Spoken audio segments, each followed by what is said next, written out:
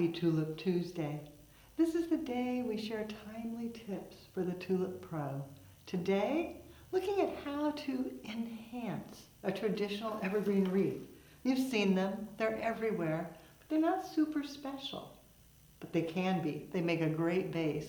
First, before you do anything, fluff it out.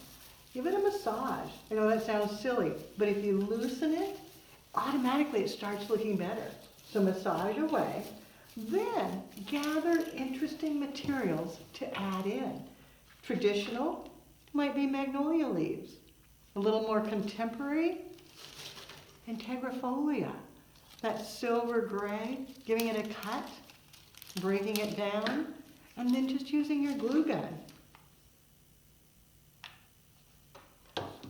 Inserting it right down in between the fronds of foliage. Letting that silver gray hue follow the same pattern. You never want to cross, but just adding in, bring it around. Maybe even a little bit of the eastern red cedar. It's in the juniper family, a little more interesting than traditional foliages. Leaving it long, leggy,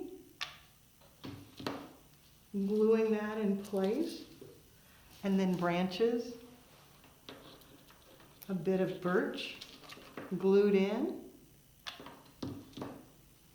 A little bit of time enhancing will make your wreath absolutely spectacular. Now you know the pro technique.